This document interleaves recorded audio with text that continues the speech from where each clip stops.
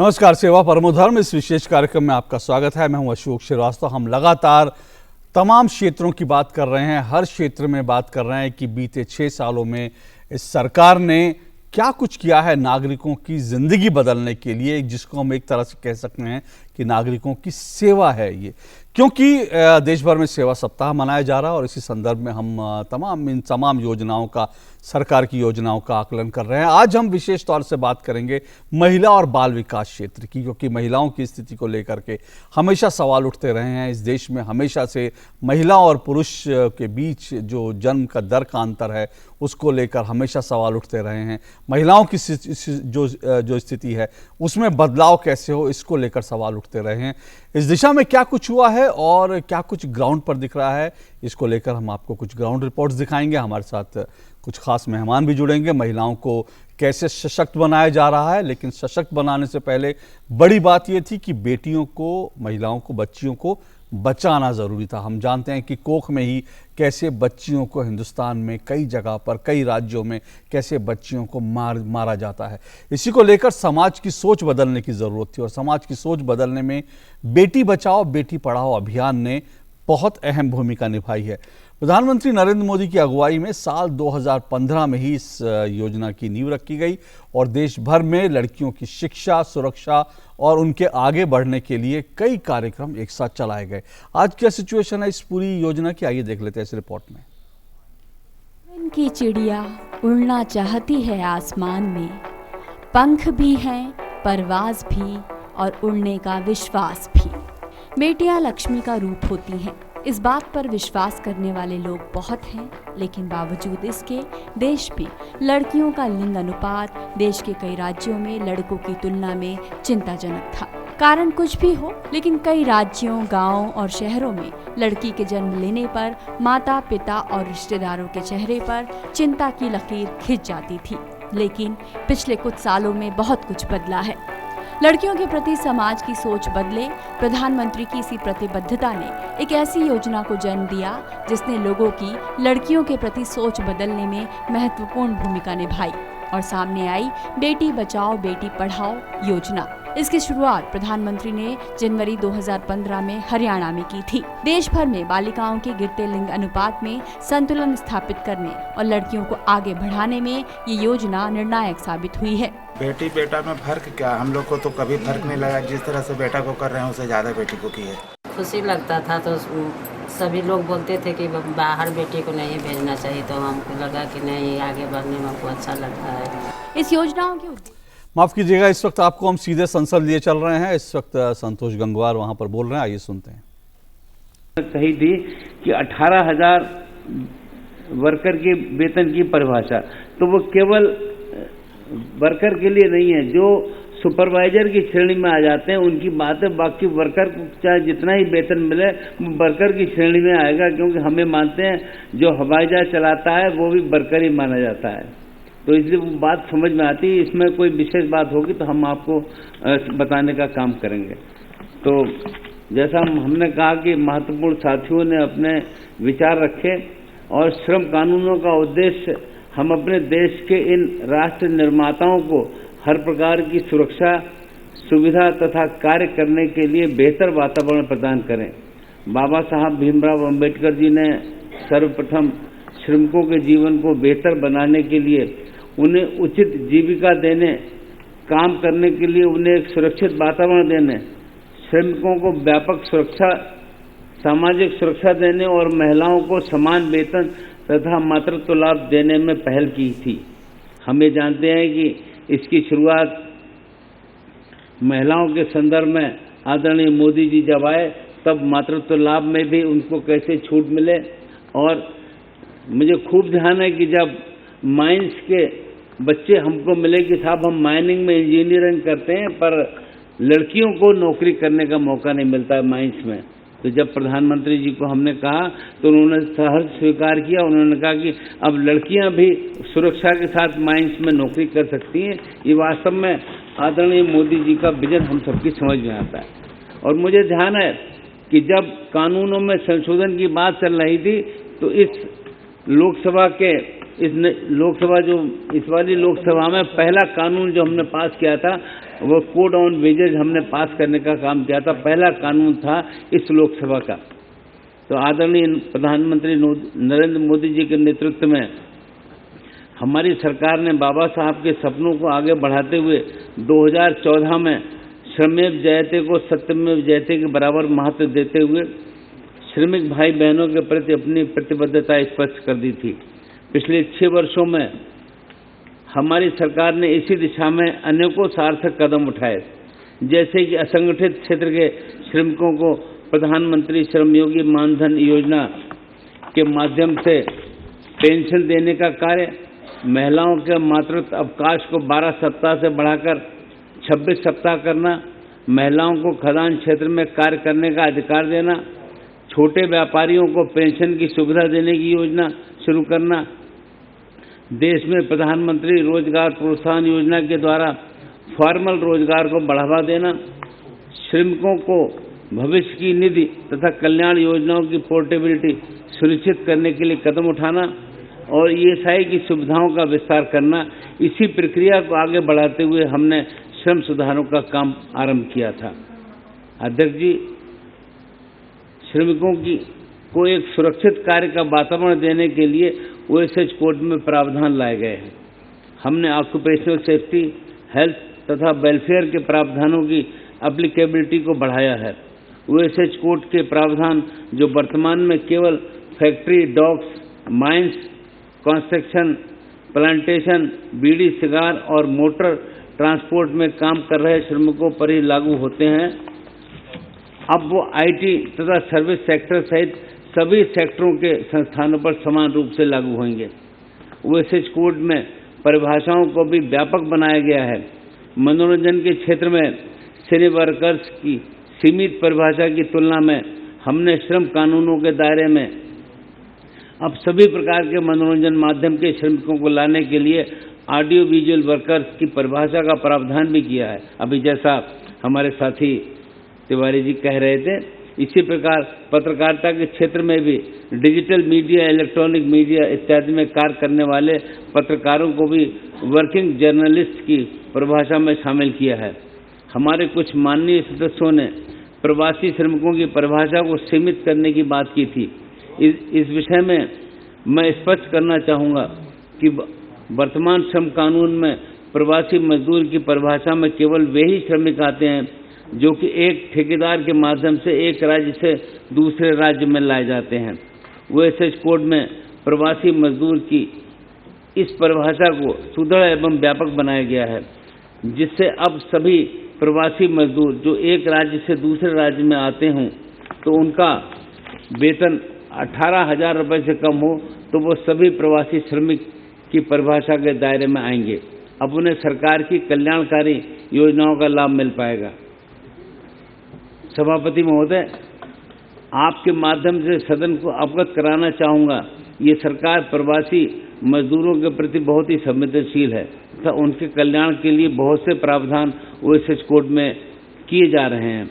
इसके अंतर्गत प्रवासी मजदूरों का एक डाटाबेस बनाने का प्रावधान पहली बार कानून में दिया जा रहा है।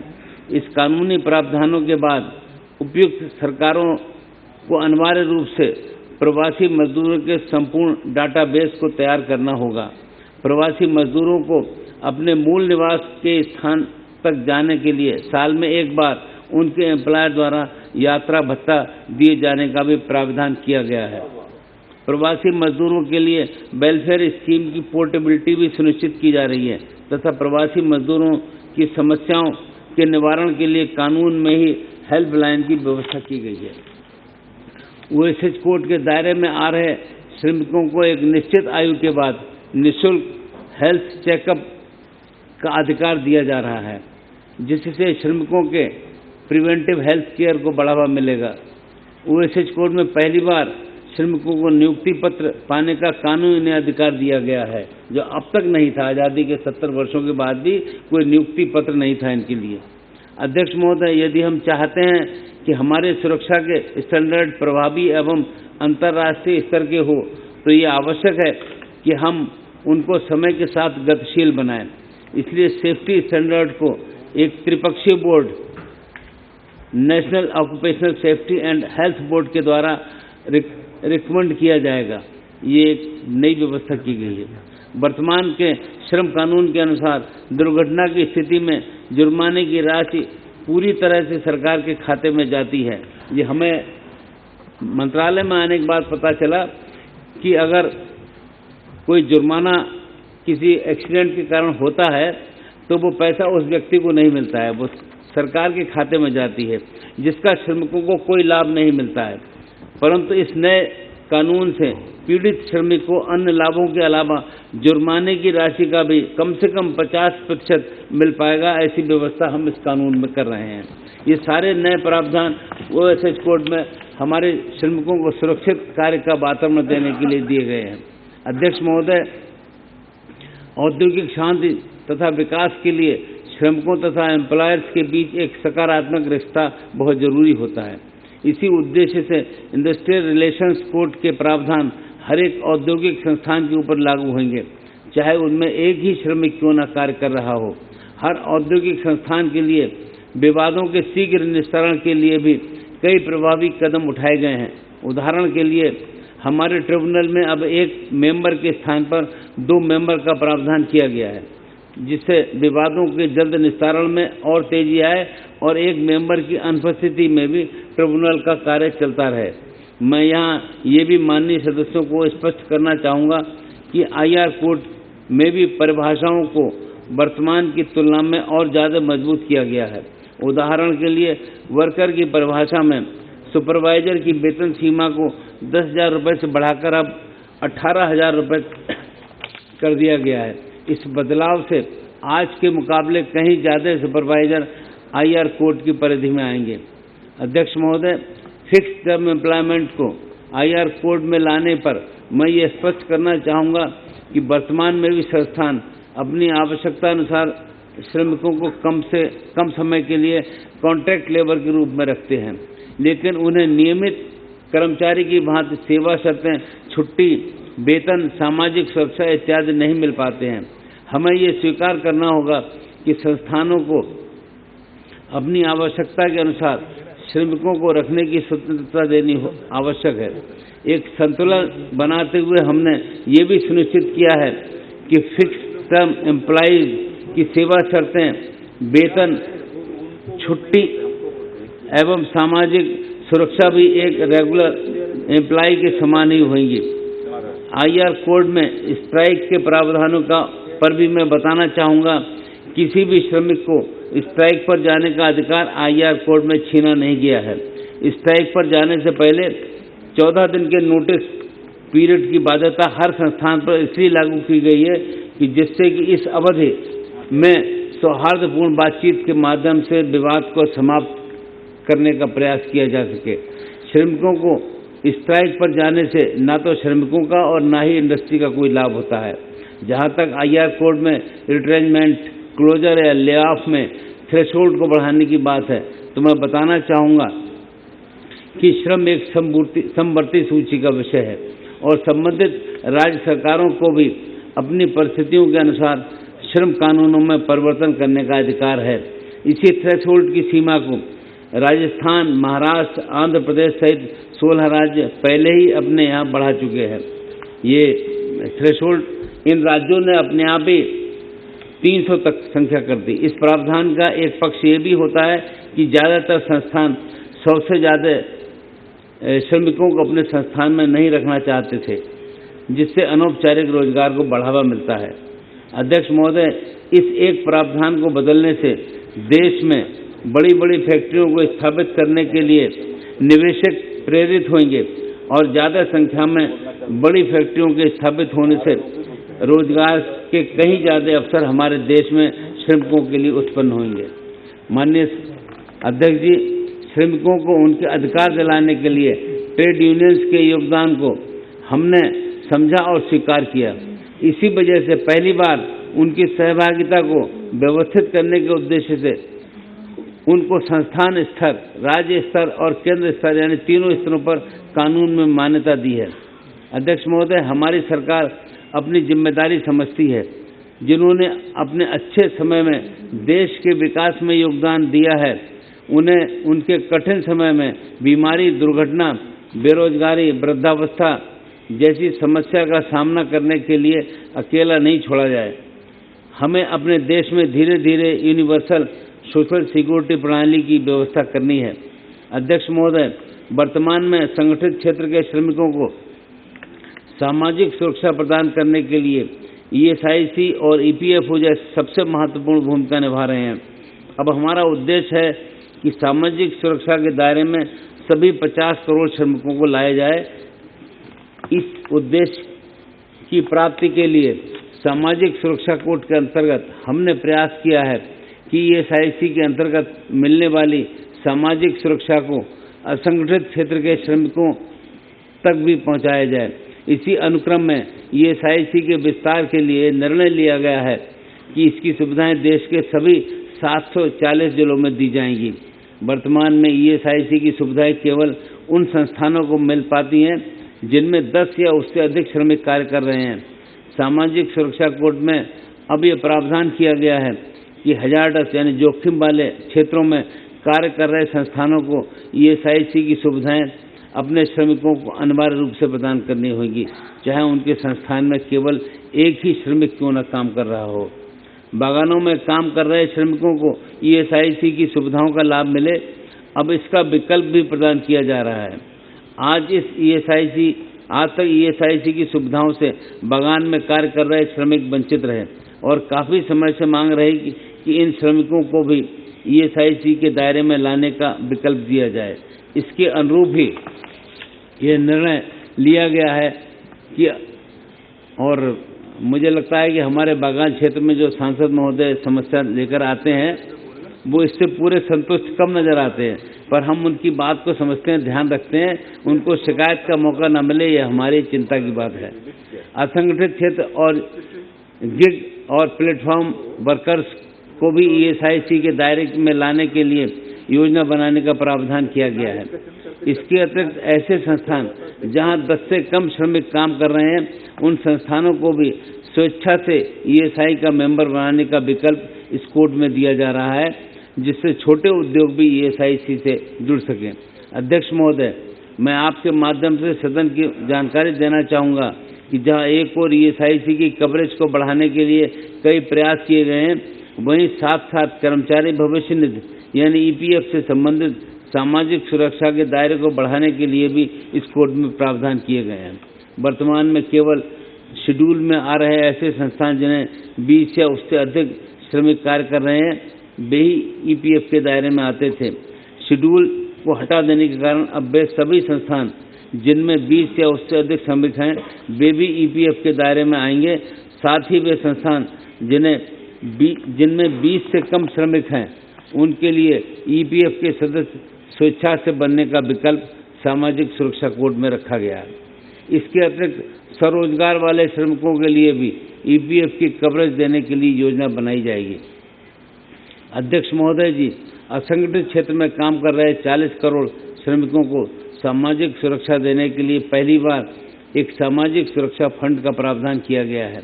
इस फंड के द्वारा असंगठित क्षेत्र में कार्य कर रहे श्रमिक जैसे गिग वर्कर्स तथा प्लेटफॉर्म वर्कर्स के लिए सामाजिक सुरक्षा की योजना बनाई जाएगी। इससे इन 40 करोड़ श्रमिक भाई बहनों को सामाजिक सुरक्षा से संबंधित सभी प्रकार के लाभ जैसे मृत्यु बीमा, दुर्घटना बीमा, पेंशन, मातृत्व लाभ इत्यादि प्रदान किए जाएंगे। इन सभी नए प्रावधानों के द्वारा हमने एक यूनिवर्सल सोशल सिक्योरिटी कवरेज के अंतर के अपने संकल्प को पूर्ण करने के लिए कई महत्वपूर्ण कदम उठाए हैं। अध्यक्ष महोदय, माननीय सदस्यगण इस बात से सहमत होंगे कि श्रमिक और उद्योग एक दूसरे के पूरक होते हैं। अनुपालन की व्यवस्था को ज़्यादा पारदर्शी, जवाबदेह और सरल बनाने के लिए हमने चारों लेबर कोड्स में एक समान प्रावधान रखे हैं। पहली बार अब संस्थानों को विभिन्न श्रम कानूनों के अंतर्गत 8 रजिस्ट्रेशन लेने के स्थान पर चारों लेबर कोड में केवल एक ही रजिस्ट्रेशन लेना होगा। उसी प्रकार अलग अलग कानूनों के अंतर्गत 3 या 4 लाइसेंस लेने के स्थान पर केवल एक ही लाइसेंस की व्यवस्था की जा रही है। अनुपालन की व्यवस्था की जटिलता का एक और उदाहरण यह है कि वर्तमान में श्रम कानून के अनुसार 75 से अधिक रजिस्टर तक रखने पड़ते थे और 50 से अधिक रिटर्न्स फाइल करने पड़ते, और तो और एक ही सूचना अलग अलग अथॉरिटीज़ को बार बार देनी पड़ती है। अब 4 लेबर कोड्स में रजिस्टर्स तथा रिटर्न्स की संख्या में अभूतपूर्व कमी आई है और जहां तक संभव है इसे ऑनलाइन फाइल करने की सुविधा भी दी जाएगी। अध्यक्ष महोदय, श्रमिक और एम्प्लॉयर्स को श्रम कानूनों की पर्याप्त जानकारी होगी तो बेहतर अनुपालन संभव हो पाएगा। इसको ध्यान में रखते हुए अब हमने इंस्पेक्टर कम फैसिलिटेटर के रूप में दोहरी जिम्मेदारी दी है, जिसके अंतर्गत वो नियोक्ता तथा श्रमिकों दोनों को कोड के अंतर्गत उनके अधिकारों और उनकी जिम्मेदारियों की जानकारी देते हुए उनके लिए एक सहयोगी की भूमिका निभाएंगे। निरीक्षण तंत्र को निष्पक्ष और पारदर्शी बनाने की सोच से एक random web based inspection system लाने का प्रावधान भी सभी कोर्ट्स में दिया जा रहा है, जिससे श्रमिकों को उनके कानूनी अधिकार वास्तविक रूप से मिल सके। आदरणीय अध्यक्ष जी, सालों तक लंबित रहने वाले मामलों को जल्दी निपटाने के उद्देश्य से सभी लेबर कोर्ट्स में कंपाउंडिंग का प्रावधान किया गया है, जिससे ट्रिब्यूनल और न्यायालयों में लंबित मामलों की संख्या में काफ़ी कमी आएगी। अध्यक्ष महोदय, कंपाउंडिंग में प्राप्त धनराशि को असंगठित क्षेत्र के श्रमिकों के लिए बनाए गए सोशल सिक्योरिटी फंड में जमा करने का प्रावधान किया गया है, जिससे असंगठित क्षेत्र के श्रमिकों को सामाजिक सुरक्षा प्रदान की जाएगी। सभी लेबर कोड में पेनल्टी की राशि को कई गुना बढ़ाया गया है, जिससे ये सही अर्थों में पेनल्टी एक डिटरेंट की तरह साबित हो। अनुपालन व्यवस्था को समयबद्ध करने हेतु भी कोड में कई प्रावधान किए गए हैं। उदाहरण के लिए वर्तमान में ईपीएफ तथा ईएसआईसी एक्ट के अंतर्गत होने वाली कार्रवाई को पूर्ण करने के लिए कोई समय सीमा नहीं थी। अब इन इंक्वायरीज को पूर्ण करने के लिए 2 वर्ष की समय सीमा निर्धारित की गई है, जिसे विशेष परिस्थितियों में अधिकतम 1 वर्ष और बढ़ाया जा सकता है। आदरणीय अध्यक्ष जी, कुछ माननीय सदस्यों ने ये भी कहा कि हमने कई विस्तृत विषयों को कानून में न रखकर नियम बनाने का प्रावधान किया है। इस विषय पर मैं स्पष्ट करना चाहूँगा कि बदले हुए समय के साथ साथ सहजता से बदलाव करने के लिए आवश्यक है कि कानून में फ्लेक्सिबिलिटी रहे। उदाहरण के लिए आज फैक्ट्री एक्ट में सीढ़ी, लिफ्ट, गियर इत्यादि के स्पेसिफिकेशन तक कानून का हिस्सा है। यानी अगर सीढ़ी बदलनी है, लिफ्ट कहीं बदलनी है तो कानून में परिवर्तन करें। जिन्हें नियमों में लाएं तो इन्हें समय के साथ साथ आसानी से परिवर्तित किया जा सकेगा। उसी प्रकार कई परिभाषाओं में वेतन सीमा को कानून में होने के कारण कई वर्षों तक आर्थिक स्थिति बदलने के बावजूद भी आसानी से नहीं बदला जा सका है। इसलिए कानून में बदलते परिवेश के सापेक्ष फ्लेक्सिबिलिटी रखना उचित है। आदरणीय अध्यक्ष जी, आज हम एक ऐसे ऐतिहासिक दिन के साक्षी बन रहे हैं जब देश में काम कर रहे 50 करोड़ श्रमिकों को आज़ादी के 73वें वर्षों के बाद वेतन, सुरक्षा, सामाजिक सुरक्षा, कार्यस्थल पर उचित वातावरण तथा उत्तरदायी विवाद निष्पादन व्यवस्था देने का कार्य इन लेबर कोड्स के माध्यम से किया जा रहा है। यह तभी संभव हो पा रहा है कि हमारे देश को एक जवाबदेह प्रधानमंत्री मिला है जो हर बात को सोचता और समझता है और तुरंत फैसला लेता है। तो मैं अब आप सभी साथियों का आभार भी व्यक्त करना चाहूँगा। आदरणीय अध्यक्ष जी, माननीय सदस्यों से मेरा आग्रह है कि कामकाज की वर्तमान परिवेश में श्रमिकों के कल्याण की इस यात्रा में आप राजनीतिक हितों से ऊपर उठकर सर्वसम्मत से ये 3 बिल जो हैं OSH code 2020, IR code bill 2020, code on social security bill 2020, इन तीनों बिल को सर्वसम्मत पास करने की कृपा करें। आपका बहुत बहुत धन्यवाद। माननीय सदस्यगण, सिलसिले को शुरू करते हैं। जैसे हमने कहा कि अगर महिलाओं और बच्चों को सशक्त बनाना है और महिलाओं को अगर सशक्त बनाना है तो पहली ज़रूरत है कि बच्चियों को बचाने की ज़रूरत है, वो बच्चियां जो कोख में मार दी जाती हैं। और इसी के लिए बेटी बचाओ बेटी कार्यक्रम अभियान शुरू हुआ। क्या कुछ इसका नतीजे ग्राउंड पर दिख रहा है, ये देखते हैं इस रिपोर्ट में। आंगन की चिड़िया उड़ना चाहती है आसमान में, पंख भी हैं, परवाज भी और उड़ने का विश्वास भी। बेटियां लक्ष्मी का रूप होती हैं।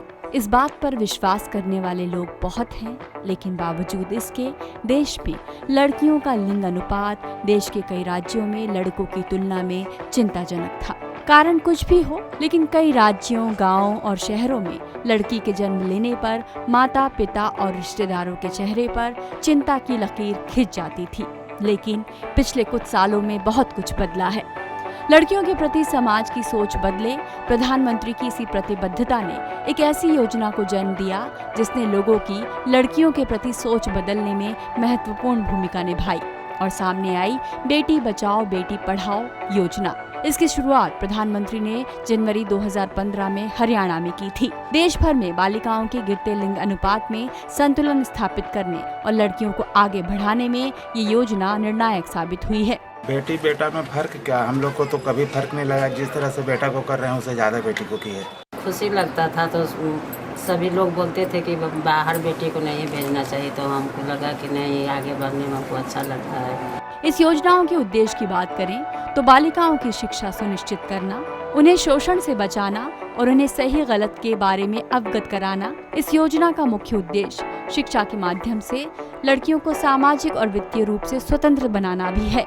लोगों को इसके प्रति जागरूक करना और महिलाओं के लिए कल्याणकारी सेवाएं वितरित करने में सुधार करना है।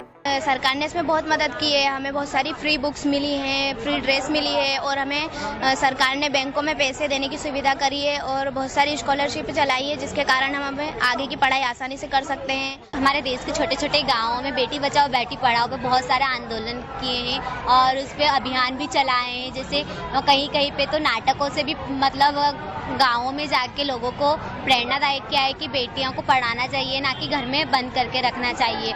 इस योजना का मुख्य उद्देश्य लड़के और लड़कियों के लिंग अनुपात में ध्यान केंद्रित करना है, ताकि महिलाओं के साथ हो रहे भेदभाव और लिंग भेदभाव को रोका जा सके। इस योजना का लक्ष्य बेटियों के अस्तित्व को बचाना और उनकी सुरक्षा को सुनिश्चित करना भी है। शिक्षा के साथ साथ बेटियों को अन्य क्षेत्रों में आगे बढ़ाने और इसमें उनकी भागीदारी को सुनिश्चित करना भी है। बेटी बचाओ बेटी पढ़ाओ योजना से पूरे जीवन काल में शिशु लिंग अनुपात में कमी को रोकने में मदद मिलती है और महिलाओं के सशक्तिकरण से जुड़े मुद्दों का समाधान होता है। ये योजना 3 मंत्रालयों द्वारा क्रियान्वित की जा रही है, जिसमें महिला और बाल विकास मंत्रालय, स्वास्थ्य परिवार कल्याण मंत्रालय और मानव संसाधन मंत्रालय शामिल हैं। सरकार द्वारा चलाई जा रही सुकन्या समृद्धि योजना प्रधानमंत्री के बेटी बचाओ बेटी पढ़ाओ अभियान को गति प्रदान करती है। इस योजना को महिलाएं एक बेहतर योजना मानती हैं। महिलाओं का मानना है कि इससे न केवल बेटियों की पढ़ाई और शादी विवाह की चिंता से अभिभावक मुक्त होंगे, बल्कि समाज में कन्या भ्रूण हत्या जैसे मामलों में भी कमी आएगी।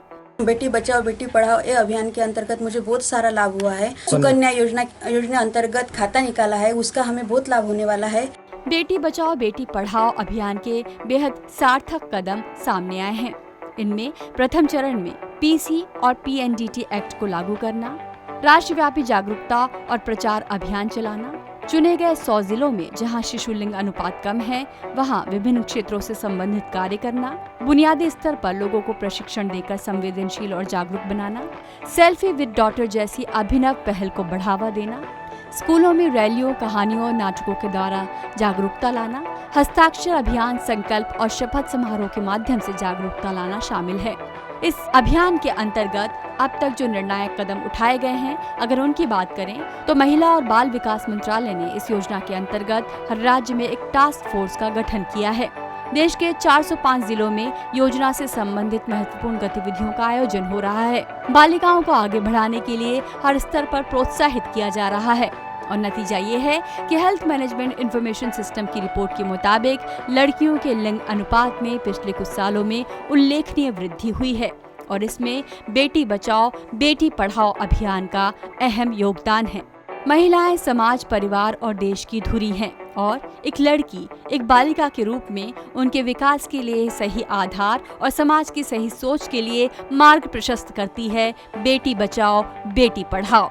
बेटी बचेगी तो देश बचेगा, बेटी पढ़ेगी तो देश पढ़ेगा, बेटी बढ़ेगी तो देश बढ़ेगा। ममता चोपड़ा के साथ रजनी सेन, डीडी न्यूज।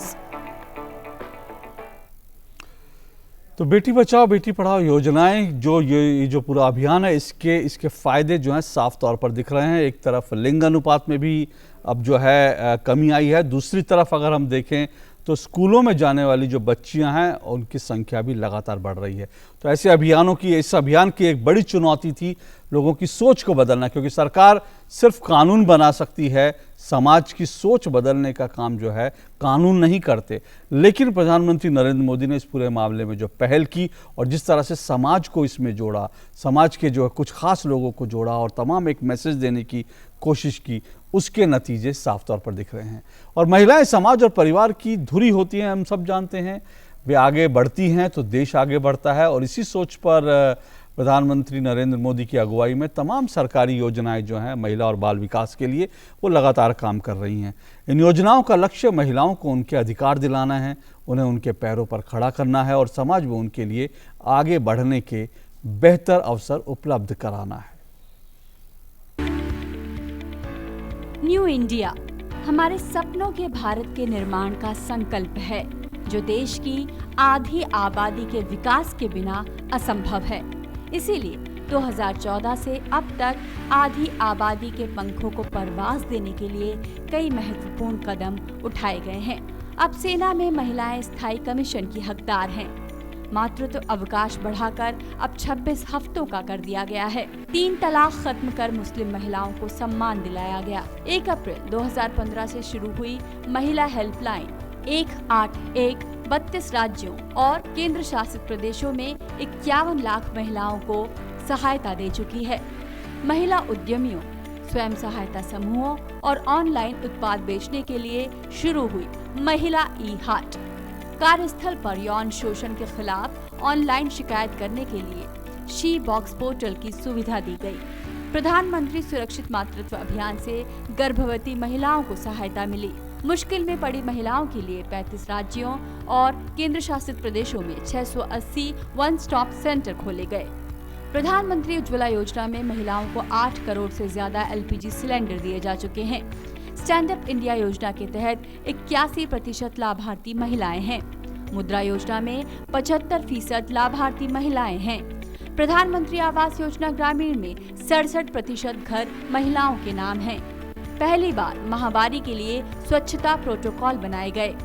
जन औषधि केंद्रों पर सस्ते और बेहतर सैनिटरी नैपकिन उपलब्ध कराए गए हैं। मकान हमारा है, प्रधानमंत्री जी ने दिया बनवाया है। पहले हमारा कच्चा था मकान, अब मुझे बहुत अच्छा लगा। अच्छा बनवाया प्रधानमंत्री जी ने हमारा मकान, बहुत अच्छा लगा हमें।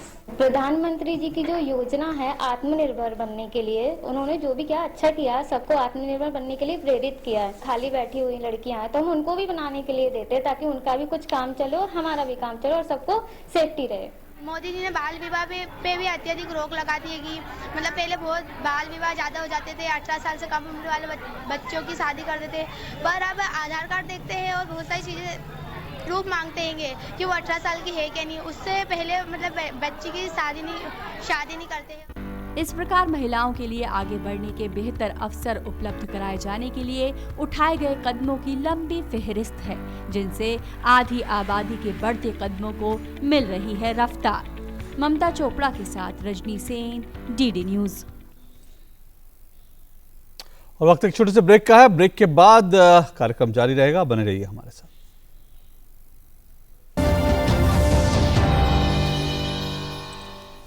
अच्छा बाबा नमस्ते। देखिए, जानते तो सभी हैं कि ज्यादा तेल, चीनी या नमक खाना नुकसानदायक होता है, पर कैसे? हमें तो लगता है कि ज्यादा से ज्यादा थोड़े मोटे ही हो जाएंगे, बस चलेगा। हमें कौन सा फिल्म स्टार या ओलंपिक खिलाड़ी बनना है? पर अगर तेल, नमक या चीनी पे कंट्रोल नहीं किया ना, तो high blood pressure, heart attack, stroke, sugar की बीमारी, आंखों की खराबी, किडनी फेल, कुछ भी हो सकता है। और इन सब के चक्कर में परहेज ही परहेज, सिर्फ खाने में नहीं, आपकी पूरी जिंदगी में, रोजमर्रा के हर काम में। नुकसान समझ लिए ना, बस हो गया काम आसान। अब लगाइए दिमाग को काम पे और फिर देखिए उसका खेल, क्योंकि तंदुरुस्ती दिल से ज्यादा दिमाग का खेल है। आज से ही खाने में चीनी, नमक और तेल कम कीजिए।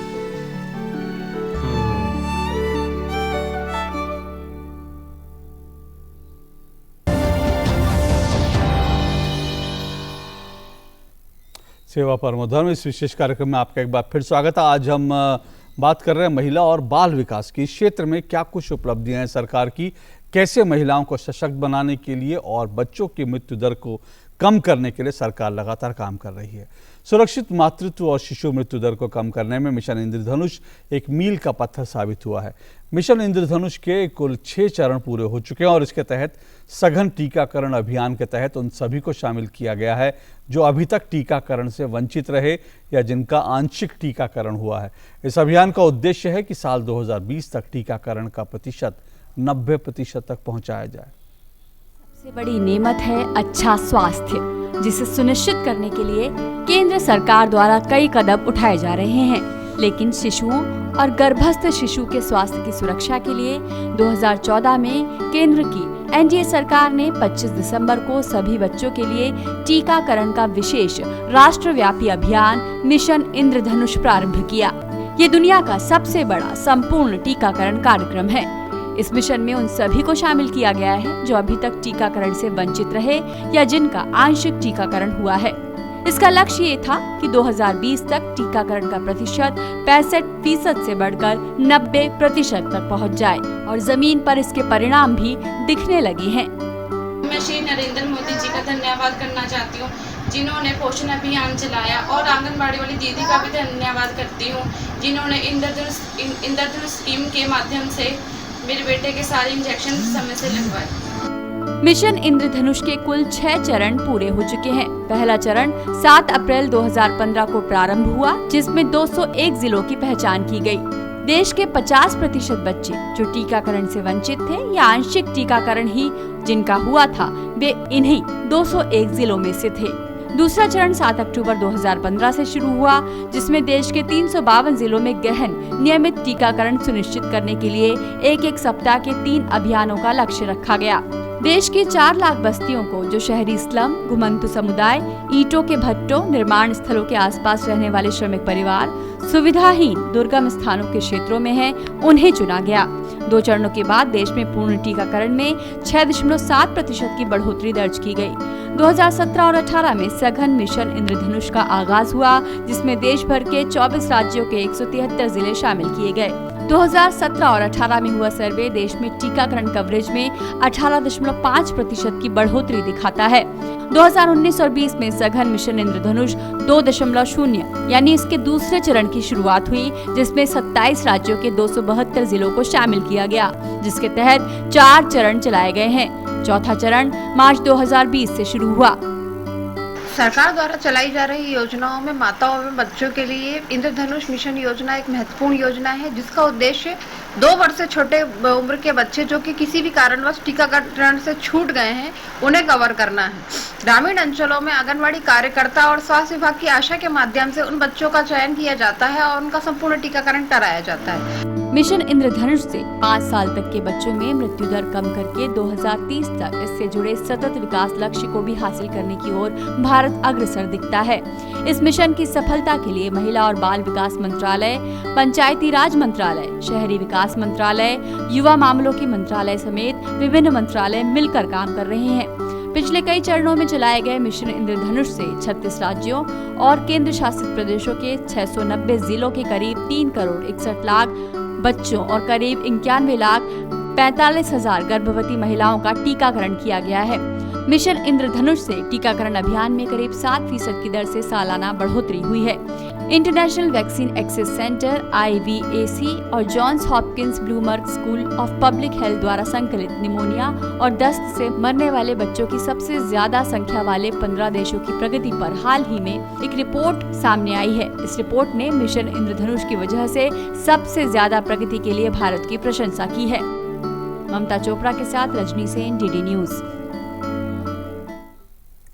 और पोषण युक्त और सेहतमंद खाना एक स्वस्थ व्यक्ति की सेहत की नींव है। महिलाओं और बच्चों को पोषण युक्त आहार मिले और उनकी सेहत दुरुस्त रहे, इसके लिए केंद्र सरकार गंभीरता से काम कर रही है, लगातार काम कर रही है। सितंबर माह में देश में राष्ट्रीय पोषण माह के रूप में मनाया जा रहा है। आंगनवाड़ी कार्यकर्ताओं, शिक्षकों और मीडिया के माध्यम से पोषण से संबंधित हर जरूरी जानकारी लोगों तक पहुंचाई जा रही है और पोषण अभियान जन भागीदारी का रूप ले रहा है। अगर भारत को कुपोषण से मुक्त करना है तो पोषण के लिए जन भागीदारी और जन अभियान जरूरी है। इसीलिए 2018 से हर साल सितंबर के महीने में मनाया जाता है राष्ट्रीय पोषण माह, जिसका उद्देश्य है छोटे बच्चों और महिलाओं के बीच कुपोषण को दूर करने के लिए जन भागीदारी को प्रोत्साहित करना। इस साल तीसरा पोषण माह मनाया जा रहा है। देश के दूर दराज के क्षेत्रों तक भी यही नारा गूंज रहा है, हर जीवन हो पोषण से रोशन। मेरा नाम सपना कुमारी है, मैं सेक्टर 56 से हूँ। मेरा पहला बच्चा है। मैं तीन महीने के बाद मैं आंगनबाड़ी दीदी से मिली। वहाँ पे वो मुझे डिस्पेंसरी लेके गए। डिस्पेंसरी के बाद डिस्पेंसरी में मेरा कार्ड बना। वहाँ पे मेरा BP वेट चेक हुआ। वहाँ से मेरे को आयरन कैल्शियम की दवाइयाँ चली। आयरन कैल्शियम की दवाइयों के बाद दीदी ने मुझे बताया कि कैसे पौष्टिक आहार भी लेना जरूरी है। पौष्टिक आहार में दाल, हरी सब्जी, दूध, दही लेती हूँ। इसके तहत सामुदायिक स्तर पर कई कार्यक्रमों का आयोजन किया जा रहा है। साप्ताहिक पोषण पंचायतों का आयोजन हो रहा है। कुपोषित बच्चों की पहचान कर पोषण देना और माताओं के लिए सुविधाएं उपलब्ध कराने पर भी विमर्श हो रहा है। आंगनबाड़ियों में पोषण वाटिकाएं बनाने पर जोर दिया जा रहा है। 706 कृषि विज्ञान केंद्रों के द्वारा 56,000 आंगनबाड़ी कार्यकर्ताओं और महिला किसानों की क्षमता विकास के लिए भी बीज और पौधों का वितरण किया गया है और इन्हें प्रशिक्षण भी दिया जा रहा है। वहीं गर्भवती महिलाओं की देखभाल के साथ साथ एनीमिया की जांच जैसी गतिविधियां भी बढ़ाई जा रही हैं। स्थानीय अनाज से पौष्टिक भोजन पकाने के तरीके बताए जा रहे हैं। गर्भवती, स्तनपान कराने वाली महिलाएं, 6 साल तक के बच्चे और किशोरियों पर विशेष ध्यान दिया जा रहा है। लक्ष्य की प्राप्ति के लिए 18 मंत्रालय और विभाग मिलकर काम कर रहे हैं। नमस्कार। भारत सरकार माननीय प्रधानमंत्री नरेंद्र भाई मोदी की प्रेरणा से देश के इतिहास में पहली बार एक अनोखा प्रयास कर रहा है। हमारी कोशिश है कि हम एक वेबसाइट पर एक अनोखी जानकारी हर जिले की लेकर आए कि उस जिले में वो कौन सी फसल है, कौन सा फल है, कौन सी सब्जी है जो एक संतुलित आहार का हिस्सा बन सकती है। और हमारी ये कोशिश अधूरी रहेगी जब तक इसमें आपकी भागीदारी न हो। क्या आप हमें बता सकते हैं कि आपके परिवार में है कोई ऐसी अनोखी रेसिपी जिससे आपको लगता है कि पौष्टिक तत्व ज्यादा प्राप्त होते हैं घर की महिलाओं को और बच्चों को? अगर है तो प्लीज हमें संपर्क करिए इस पते पर। हम चाहेंगे कि इस राष्ट्रीय संकल्प में पोषण माह के अवसर पर आपका भी योगदान, आपके योगदान की अपेक्षा में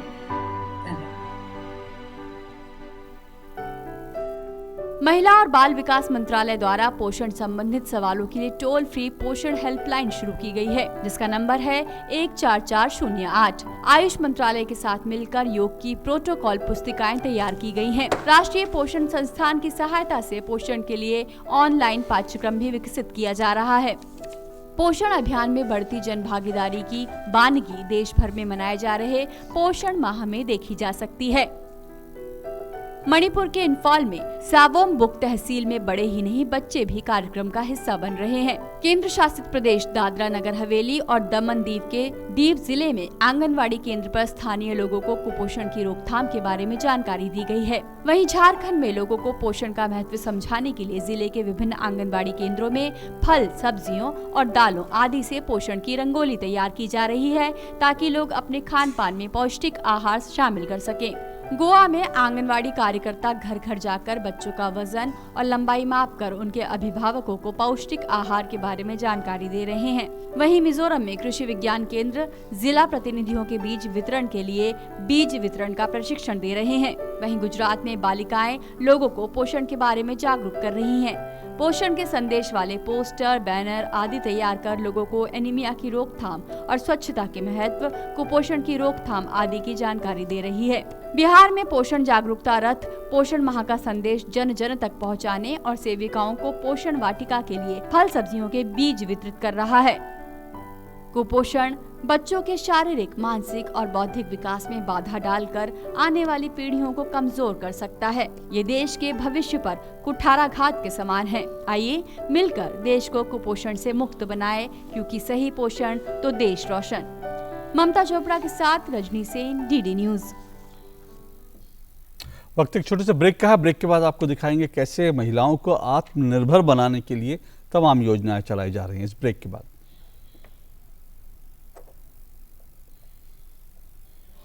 एक भरोसे का हुनर उंगलियों को मिल गया, मिट गए वो फासले, वो वक्त भी बदल गया।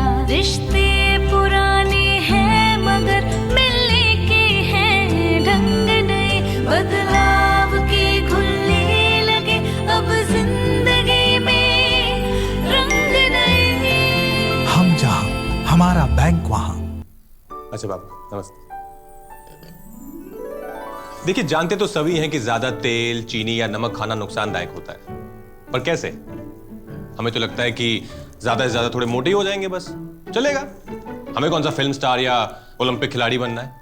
पर अगर तेल, नमक या चीनी पे कंट्रोल नहीं किया ना तो high blood pressure, heart attack, stroke, sugar की बीमारी, आंखों की खराबी, किडनी फेल, कुछ भी हो सकता है। और इन सबके चक्कर में परहेज ही परहेज, सिर्फ खाने में नहीं, आपकी पूरी जिंदगी में, रोजमर्रा के हर काम में। नुकसान समझ लिए ना, बस हो गया काम आसान। अब लगाइए दिमाग को काम पे और फिर देखिए उसका खेल, क्योंकि तंदुरुस्ती दिल से ज्यादा दिमाग का खेल है। आज से ही खाने में चीनी, नमक और तेल कम कीजिए।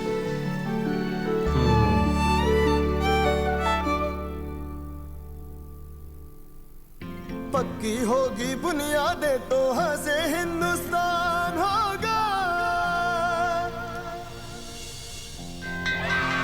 पहले करो शुरुआत करो, करो तो पक्की बात करो, पहले करो शुरुआत करो, करो तो पक्की। वंडर सीमेंट, एक परफेक्ट शुरुआत। सेवा परमो धर्म में आपका एक बार फिर स्वागत है। आज हम महिला और बाल विकास के मुद्दे पर बात कर रहे हैं और आत्मनिर्भर भारत की बात आजकल बहुत सुनी जा रही है और आत्मनिर्भर भारत की नींव है दरअसल आत्मनिर्भर महिलाएं। देश के कई हिस्सों में राष्ट्रीय शहरी आजीविका मिशन के तहत महिलाओं को प्रशिक्षित किया जा रहा है और उनको आत्मनिर्भर बनाया जा रहा है। देखते हैं हमारे संवाददाता गिरीश निशाना की रिपोर्ट। ये है रुचि सेंगर। लॉकडाउन और कोरोना महामारी के दौरान जब इन पर रोजगार का संकट गहराया तो इन्होंने मशहूर फैशन डिजाइनर मनीष त्रिपाठी से संपर्क साधा और आत्मनिर्भर बन अपना नया जीवन शुरू किया। इतना ही नहीं, आज ये 25 और महिलाओं को भी सिलाई का काम सिखाकर उन्हें आत्मनिर्भर बनाने में अपनी अहम भूमिका निभा रही हैं। कुछ लेडीज हैं तो अपनी बुटीक वगैरह खोल लेती, कुछ जो घर में काम करना चाहती है, जैसे उनके बच्चे हैं, जाना नहीं चाहती हैं, तो ऐसे मैं पहले से भी सोचती थी कुछ काम मिल जाए। इत्तेफाक ऐसा कि भैया को मैंने टीवी पे देखा, मैंने तुरंत इनको कांटेक्ट किया फेसबुक पे, तो इनका रिप्लाई तुरंत आया। फिर हम 2 दिन बाद भैया से मिलने यहीं आए और भैया ने मुझे काम दिया और मेरे साथ इस टाइम 25 लेडीज़ें हैं, काम कर रही हैं। राष्ट्रीय शहरी आजीविका मिशन के तहत स्वयं सहायता समूह की ऐसी ही महिलाओं को जो जरूरतमंद हैं, उन्हें नई दिल्ली जिला प्रशासन की ओर से प्रशिक्षित किया जा रहा है और इस काम में पूरी मदद कर रहे हैं फैशन डिजाइनर मनीष त्रिपाठी। नई दिल्ली जिला प्रशासन की तरफ से नेशनल अर्बन लाइवलीहुड मिशन है, उसके अंतर्गत हम लोग सेल्फ हेल्प ग्रुप्स बना रहे हैं। सेल्फ हेल्प ग्रुप्स में जो फीमेल्स थी, जो लेडीज़ थी, जिनको कोविड होने के कारण, जो कोविड की पैंडेमिक हुई थी उसके कारण जिनकी जॉब्स चली गई थी, उन लोगों को हम एकत्रित कर रहे हैं, उनको ट्रेनिंग प्रोवाइड कर रहे हैं। अब हर सप्ताह 2 से 3 समूह में 30 से 35 महिलाओं को प्रशिक्षित करेंगे मनीष त्रिपाठी, ताकि इन महिलाओं को आत्मनिर्भर बनाने के साथ साथ इनका भविष्य भी मजबूत बनाया जा सके। महिलाओं ने अपना काम खो दिया था, उनको ट्रेन करना है, उनको आत्मनिर्भर बनाना है, तो मैं खुद बहुत खुश था क्योंकि उसमें इस दौरान मैं काम कर रहा था और मैं पूरी उमंग के साथ बिना कुछ टाइम गंवाए हम लोगों ने इस काम को शुरू कर दिया है। प्रोफेशनल सेटअप पे अब काम को सीखें, जाने कि ये काम इस तरीके से होता है और सिर्फ इनके साथ जो इनका कोई काम खरीदे, जो फ्यूचर में एक प्लान दिल्ली जिला प्रशासन का है कि इनका काम सिर्फ और सिर्फ कोई दया की दृष्टि से ना खरीदे बल्कि उसको मेरिट की दृष्टि पे खरीदे, तो हम उस लेवल तक इनको ट्रेन करने की पूरी कोशिश करेंगे। इस प्रशिक्षण कार्यक्रम का हिस्सा बनकर ये महिलाएं काफी उत्साहित हैं। जो हम घर में रहते थे, हमारा कोई रोजगार नहीं था, पर उन्होंने हमारे को काम के लिए बताया कि लेडीज़ काम कर सकती है। हम सब इतने टाइम से घर में बैठे हुए थे, हमारे हस्बैंड मतलब हमारे पतियों का काम नहीं था, अब एकदम से इतना अच्छा रोजगार आया कि हम घर बैठे काम कर सकते हैं। गौरतलब है कि मनीष त्रिपाठी की शहर से गांव तक चल रही पहल में अब तक ये उत्तर प्रदेश, उत्तराखंड, बिहार, पंजाब, हरियाणा और दिल्ली समेत करीब 100 गांवों की महिलाओं और प्रवासी मजदूरों को प्रशिक्षित कर उन्हें आत्मनिर्भर बना चुके हैं। गिरीश निशाना की रिपोर्ट, डीडी न्यूज, दिल्ली। देखा आपने कैसे महिलाओं को आत्मनिर्भर बनाया जा रहा है ताकि देश आत्मनिर्भर बने। और इसी के साथ आज इस कार्यक्रम में फिलहाल इतना ही। कल आपसे फिर मुलाकात होगी, लेकिन डीडी न्यूज़ पर खबरों का सिलसिला जारी है। लगातार देखते रहिए। नमस्कार।